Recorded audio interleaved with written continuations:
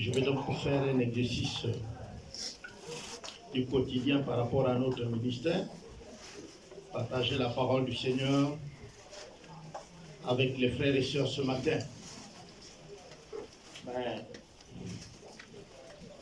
Je voudrais, avec votre permission, prier à tous les papas de se lever dans la salle, s'il vous plaît. Et nous allons demander, n'est-ce pas, aux enfants et à nos femmes de souhaiter bonne fête aux papas. Parce que les papas sont perdus, n'est-ce pas? C'est la fête des pères. Et nous demandons aux pères de se lever. Et cela va être donc accompagné des acclamations de nos fils, femmes, enfants. Alléluia, alléluia!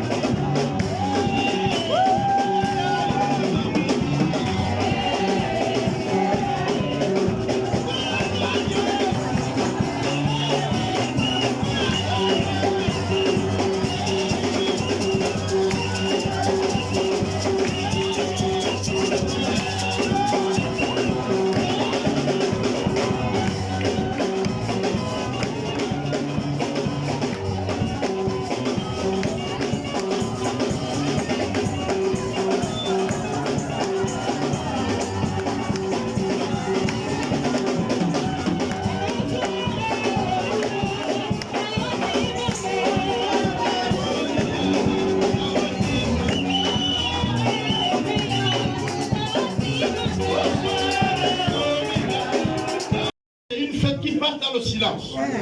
Mais s'il vous plaît, au sortir d'ici, les mamans, allez-y faire de bonnes mains, quelque chose de précieux, et donnez au papa.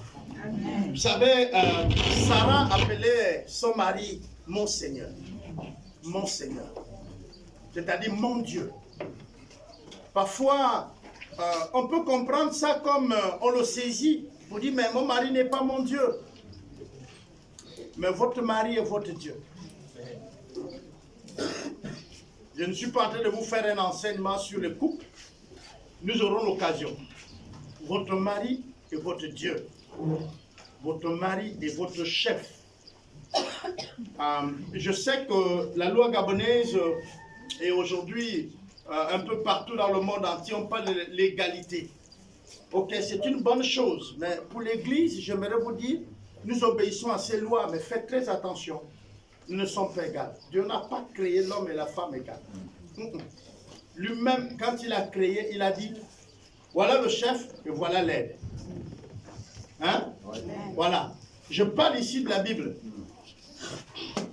Et nous pouvons voir un débat qu'il y a eu entre-temps. Parce que les disciples et les autres avaient un débat sur l'obéissance aux lois. Et le Seigneur Jésus pouvait leur dire que vous obéissez aux lois qui sont... Vous faites de tout pour que les hommes obéissent aux lois qui sont établies par les hommes. C'était par rapport à la coutume. Et vous n'obéissez pas aux lois de Dieu. Et les autres pouvaient dire, mais pourquoi? Et il va plus loin, il dit, à César, ce qui est à César. Mais à Dieu, ce qui est à Dieu. Celui qui a créé l'homme, c'est Dieu. Et il a créé son mode de fonctionnement. Nous avons des portables, n'est-ce pas, non? Et il y a le mode d'utilisation, donc le mode de fonctionnement. Si vous l'utilisez mal, votre portable ne va pas durer. Malheureusement, nous avons beaucoup de gens qui ont les smartphones, des portables de grand prix. Il peut amener un portable de 3, 4, 5 millions, n'est-ce pas, non? Et il ne sait pas comment l'utilise. Il l'utilise comme allô, c'est-à-dire qu'il appelle, il reçoit et c'est tout. Il a juste ce phare-là, quand il s'assoit, il pose même le téléphone pour qu'on voit que c'est grand. Mais il ne fait même pas ce qu'un simple smartphone peut faire, parce qu'il ne connaît pas l'ignorance. Or, quand Dieu a créé l'homme et la femme, la Bible nous dit qu'il a créé l'homme. Il a laissé l'homme un petit temps. L'homme lui-même s'est rendu compte qu'il y avait quelque chose qui manquait. Alors Dieu l'a fait endormir. Et de lui, sur sa côte, c'est ce que la Bible dit, non? Il a tiré la femme. Et quand la femme, l'homme a eu la rencontre de la femme dans le jardin, il a dit, je reconnais, voilà mon semblable. N'est-ce pas, non? Donc, ce n'est pas les lois de notre pays ou d'un autre pays qui nous fait comprendre que les femmes sont nos semblables. L'homme le savait depuis la création, que ce sont semblables. C'est lui, os de mes et chair de ma. Il n'a pas dit voilà mon esclave, il n'a pas dit voilà quelqu'un que je vais dominer. Non. Mais le péché a amené que les choses soient en décadence. C'est le péché. S'il y a quelqu'un à blâmer, c'est encore nous-mêmes qui avons péché. Mais comment on peut le réparer? Oui, on peut réparer le péché en le confessant. Vous savez, ce n'est même pas quelque chose de difficile à faire pour confesser, pour réparer le péché. Et la difficulté de l'homme, c'est que l'homme est habitué à ce qui est difficile, ce qui est compliqué pour parvenir au salut. L'homme, l'onganga, dans notre culture africaine, si tu n'as pas roulé au sol, si tu n'as pas bu quelque chose, si on ne t'a pas fait manger quelque chose, si tu n'as pas subi toute la nuit, pour toi, il n'y a eu rien. Vous savez, confesser le péché, c'est de dire à Dieu, tout simplement, là où vous êtes assis, Seigneur, pardonne-moi. Et du fond du cœur, tu es sincère, c'est pas vrai. Tu te dis, Seigneur, j'ai mal agi. Et le Seigneur te pardonne. Vous comprenez? Mais vous voyez maintenant, la première difficulté qu'on a, c'est de croire même qu'il nous a pardonné. Simplement comme ça. Pourquoi? Parce que nous sommes habitués dans nos sociétés africaines qu'on fait quoi de nous quand on fait la sanctification? On nous amène dans une rivière. On te lave, on te dit, tu vois l'eau qui coule là, c'est ton péché aussi qui coule. Ta saleté est partie. Tu mets ta foi sur quelque chose. Est-ce que vous comprenez? Ensuite, on prend les herbes, on te frotte, même si ça te blesse, ça sort un peu de mousse, et ça là, ça va. Et on te laisse dans les mêmes habits, on t'amène en ville, on tue la poule. Et pourtant, toi-même, même avant d'aller à la cérémonie, tu as mangé le poulet. Mais on tue la poule, on te met le sang là au corps, on te dit, dors avec. Parce que l'esprit qui t'attaque, quand il va venir, il va boire le sang, il va te laisser. Tu vas respecter ça là mieux que étant propre comme tu es et qu'on te dit confesse. Seigneur, pardonne-moi, j'ai mal agi. Pour les anciens chrétiens, le pardon est toujours aussi possible. On le considère comme du savon. Quand on se salit, on se nettoie. Pour les nouveaux, c'est encore possible de commencer avec Dieu, quelle que soit la grandeur de notre péché, si nous le confessons. Mais la difficulté, le véritable problème, c'est nous-mêmes. Nous n'arrivons pas à croire que Dieu nous a pardonné, simplement avec des paroles. C'est pourquoi vous allez voir que dans certains milieux ecclésiastiques, mais entre guillemets, la délivrance devient quelque chose qui a la même forme que l'occultisme. Et les gens y vont. Parce que s'ils tombent à terre, s'ils roulent, ils sont pleins de poussière. Et là, il y a eu quelque chose. Il y a quelque chose qui peut se tenir. Il dit non, mais ces jours-là, j'ai vu comment les démons sont sortis de moi, je suis tombé. Oh, qui vous a dit que les démons sortent tous comme ça? Il y a les démons qui partent sans vous bousculer. Mais qui vous a dit aussi que tout le monde sont possédés? Même tous les païens ne sont pas possédés de démons. Pourquoi alors votre adhésion à une église, c'est-à-dire votre acceptation de Christ, vous conditionne aux démons? Quelqu'un devient chrétien, il cherche, oh, il faut me faire la délivrance, parce que moi, depuis que je suis chrétien, on ne m'a jamais délivré. Qui t'a dit que quand tu deviens chrétien, tu as les démons, on va les chasser? Qui vous a dit que tous les païens là, ont les démons? Il y a des choses qu'il faut faire aussi pour avoir les démons. Les démons ne nous collent pas comme les mains. C'est ce qu'on peut faire qui peut amener les démons. Eh bien, laissez-moi vous dire ce matin que certaines églises que vous allez, c'est là que vous prenez les démons. Parce que vous venez, on vous fait une délivrance, il faut que vous roulez par terre, on vous dit ouvrez la bouche, on crache sur vous-même dans votre bouche, on vous tape à la tête. Mais c'est là que tu as pris les démons. En fait, quand tu venais, tu n'avais pas de démons. Tu pouvais être malade, tu pouvais être attaqué, mais pas peut-être possédé. C'est là, le jour-là, que tu es possédé. Et depuis, tu cherches la délivrance de lieu en lieu. Pendant que c'est toi-même qui allais t'accaparer des démons. Toi-même. Tu veux te marier, mais tu ne te maries pas. Mais qui t'a dit que c'est le temps de ton mariage? Il se peut que c'est le temps que tu apprends sur le mariage. Même dans nos sociétés africaines, on s'est préparé pour certains événements. On s'est préparé pour être homme. On s'est préparé pour être femme. Être femme là, c'est pas un problème de l'âge. C'est un problème de maturité. C'est pourquoi on dit le mariage n'est pas pour les enfants. Parce que quand vous rentrez dans un mariage là, je vous dis, vous allez regretter votre vie de célibat. Parce que quand tu es célibataire, frère, vous sortez quand vous voulez. Vous rentrez quand vous voulez.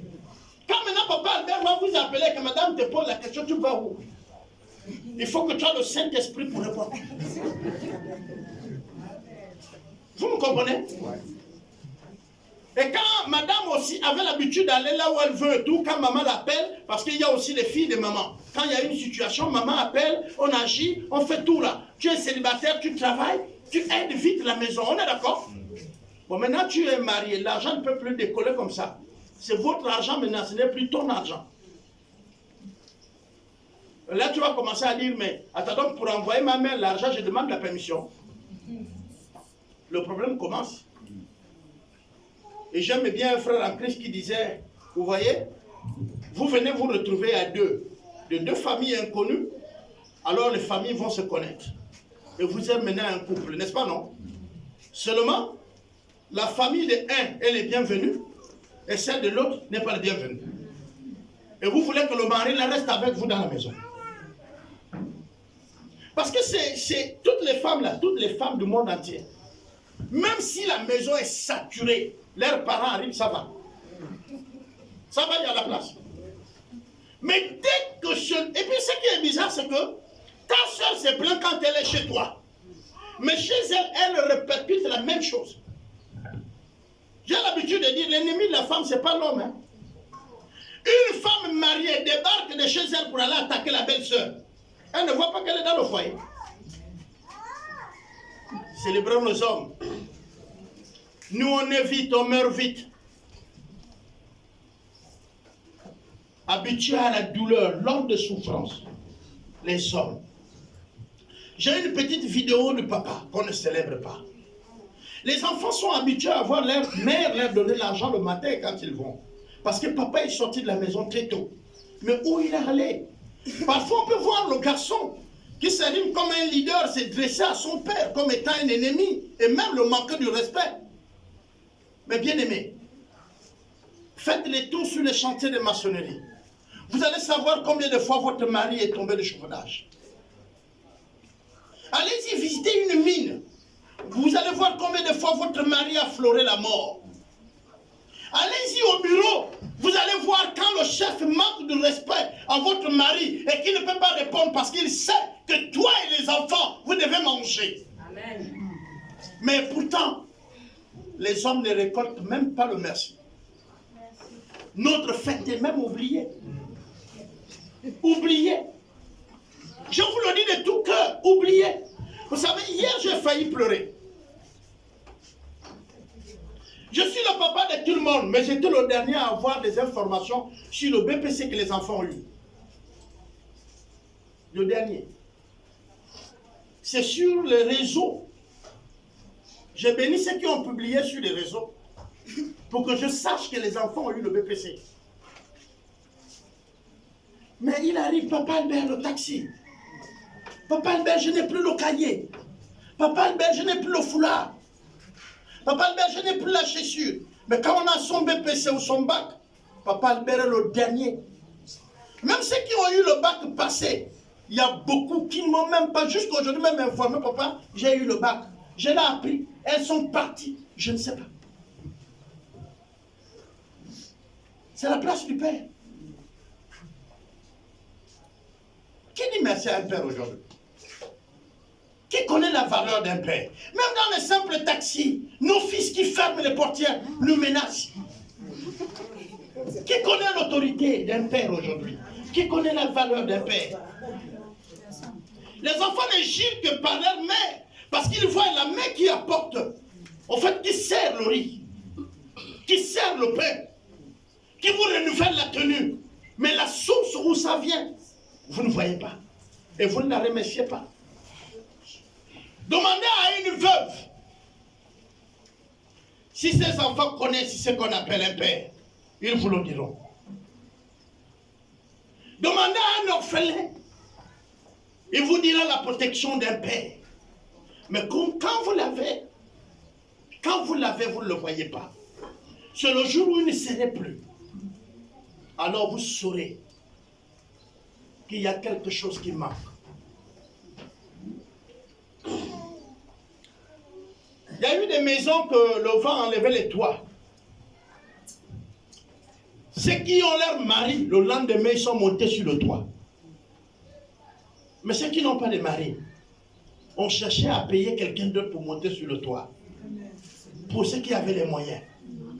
Ceux qui n'ont pas de moyens, ont crié vers le mari d'autrui pour qu'il monte sur le toit et que sa famille continue à être protégée dans une maison. Un père, les bien-aimés. Je connais le besoin d'un père. J'ai vécu dans une famille où la polygamie régnait. Heureusement ou malheureusement, j'étais l'enfant de la première qui devient la mal-aimée. Quand Dieu dit le premier amour, mais ça c'est une affaire que de Dieu. Très souvent, c'est la deuxième qu'on vient de trouver, qui a toutes nos valeurs, toute la grâce. Et les enfants de la première sont rejetés aussi avec la première. Tel était mon cas. Je pouvais avoir toutes les raisons de haïr mon père. Parce qu'un jour, mon père, il m'a comparé à un chien. Il m'a dit le chien qu'il avait plus de valeur que nous, tous les enfants de notre maman. Je parle sur le contrôle. J'ai mon aîné ici. Ce jour-là, nous étions des enfants. Mais le premier costume que notre père va porter vient de nous. Le premier soulier qu'il va porter vient de nous. Nous n'avons pas porté rancune. Au contraire, nous avons vu la fin de ces jours. Il pouvait nous dire qu'il les regrettait. J'ai vu mes petits frères avoir toute la haine possible. Souvent, je les regardais, je souriais. Je priais pour eux et je leur disais, il est mieux d'avoir un mauvais papa que de ne pas l'avoir. savez, dans nos villages, parfois, les gens peuvent s'arrêter de commettre certains actes quand ils savent qu'il y a papa. Les femmes sont assassinées parfois au champ quand ils savent qu'elle n'a pas de secours. Mais quand ils savent qu'il y a quelqu'un qui porte une arme et qui va au champ avec elle, ou qui est dans les alentours de son champ, ils ne vont pas s'attaquer à cette femme. Amen.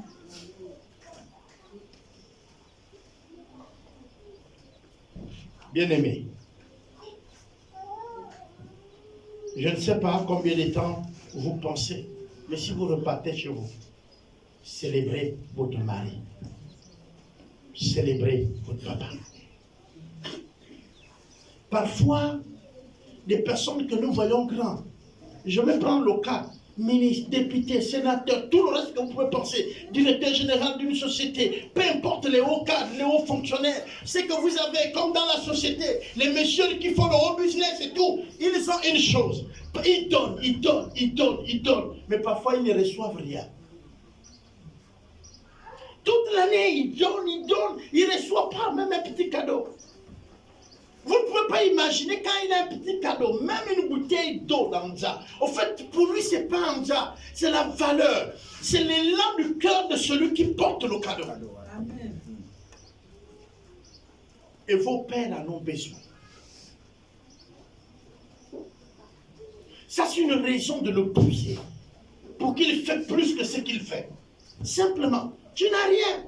Il sait que c'est lui qui te donne. Mais je vous assure, tu amènes une bouteille d'Anja. Une bouteille d'Anja pour dire, papa, tu sais mon élan, je n'ai rien. Je n'ai rien à t'offrir. Tiens, c'est ton. Et bonne fête de paix.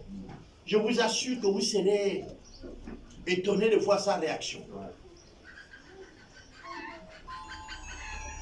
Peut-être vous avez pensé lui offrir une maison. Mais ce matin, je ne vais pas vous dire de lui offrir la maison. Offrez-lui ce que vous avez. De ce que vous estimez juste. Mais vous devez, aujourd'hui, même, pas demain, offrir quelque chose à votre papa.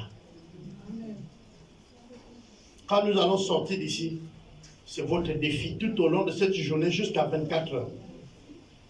Votre papa est loin, appelez-lui. Vous n'avez rien à lui donner, mais mettez 1000 francs de crédit dans son portable. Papa, je n'ai rien que je peux te donner. Voilà 1000 francs de crédit. Mais ne restez pas comme s'il n'y avait rien. Hier, un de mes fils, qui est devenu aussi père, nous a envoyé une photo qui nous a fait rire. Et c'est la photo qui revient un peu depuis les fêtes des pères. C'est qu'on dessine que la fête des mères, c'est un poulet gras.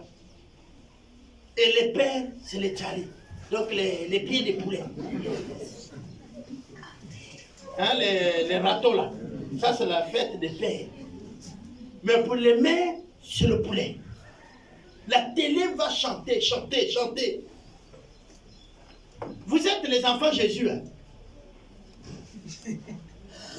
Vous êtes sortis par la grâce de Dieu.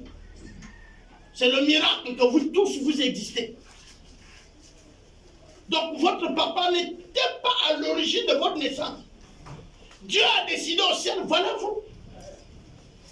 Oh les sœurs et les frères de Jésus. Soyez bénis ce matin. Les enfants nés par, on va dire quoi, par la puissance du Saint-Esprit. Parce que si tu as un père, c'est qu'il a contribué à ta naissance. Amen, amen. Amen. Ce n'est pas le message du jour. Mais c'est pour nous dire à partir d'aujourd'hui, n'oubliez pas ça.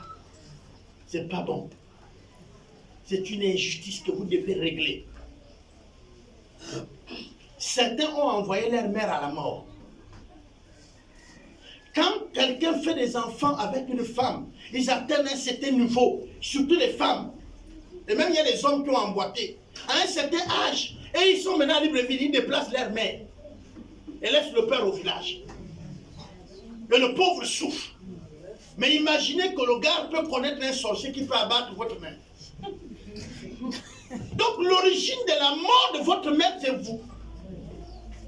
Parce qu'il dit, mais comment nous avons fait des enfants ensemble. J'allais abattre des costauds bois pour que ces enfants la mangent. pour qu'on paye leurs cahiers. Et c'est la façon qu'eux me remercient. Ils tuent la femme. Vous le poussez au meurtre. Vous partagez ce meurtre-là. Et les autres, s'ils peuvent vous bloquer le boulot, ils le font. On dit qu'une malédiction sans cause n'a pas d'effet, n'est-ce pas non? Ouais. Mais celle-là, la cause, c'est que vous l'avez négligée. Vous l'avez méprisée au détriment de toute sa dépense. Et même les démons s'accordent avec lui. Parce que les démons ne cherchent que la raison et la colère pour agir. Et vous êtes là, pourquoi ça ne va pas? Les enfants ont fait l'école. Vous traitez comment le père? Vous traitez comment le père?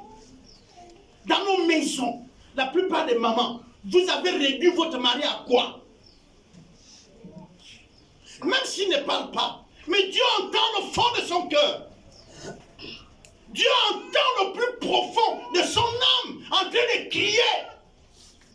Et Dieu ne vous bénira pas. Et de cette occasion, vous devenez une malédiction pour vous-même et vos enfants. Quelqu'un qui se met devant les cartouches pour toi. Parce qu'il est devenu maintenant, aujourd'hui, un homme dépassé en âge, fatigué. Il ne te demande rien, mais prends soin de lui. Honore-le. L'homme a été toujours plus âgé que la femme. Est-ce que c'est une raison de le mépriser à la fin? Bien-aimé, je vais commencer le message du jour et je serai bref, on va prier. Mais je ne pouvais pas quand même passer ce culte sans vous dire ce que les pères ressentent dans leur cœur. Et ce n'est pas juste. Vous pensez que les pères n'ont pas de cœur. Même quand vous célébrez la fête de vos mères là, vous pensez que les pères sont contents? Non, mais laissez-moi vous le dire. Parce qu'ils savent très bien que la leur, vous n'allez pas faire ça. Vous fabriquez les cœurs. Vous venez donner à vos mamans. Donc les pères n'ont pas de cœur. Ah, c'est juste. Je vous dis la vérité, la plupart des causes, même le père lui-même, il peut oublier. Mais quand il est là, il dit, ah, les enfants là, Dieu l'écoute bien. Il peut oublier, continuer à vous amener la nourriture, mais il doit écouter son vœu. Faites très attention. Vous n'êtes pas sortis seuls. Vos papas sont devenus quoi? Je ne parle pas seulement aux enfants filles. Je parle même aux hommes qui se dressent comme étant les adversaires de leur père. Les amis, il faut choisir bien les adversaires. Un type comme moi, je vais te regarder. Je connais là où je vais régler les choses. Oui, oui. Si on m'appelait à être homme spirituel, là, c'est chez nous. Là, je pleure sur toi. C'est moi qui t'ai donné le nom, non? Je pleure, moi, mes larmes coulent sur toi. On va voir si tu ne vas pas revenir. À un moment donné, respect. Vos papas sont quoi? Vous savez, quand le père dit, vas-y. Tu vois, c'est ta mère qui te tient à la main pour dire allô. Il va faire quoi? Mais les conséquences sont là. Tu as appris, tu as tous les diplômes, mais on ne te voit pas. Et ta mère là te trouve maintenant le travail. Et vous chantez, le Dieu qui m'a béni, c'est mon papa. Vous situez Jésus à qui? Pourquoi vous ne dites pas c'est votre maman?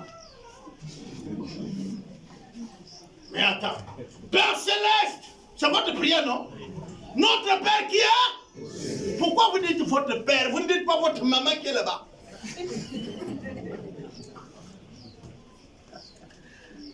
Si les pères sont mauvais, pourquoi vous priez le Père? Priez votre maman qui a tout, qui vous donne tout.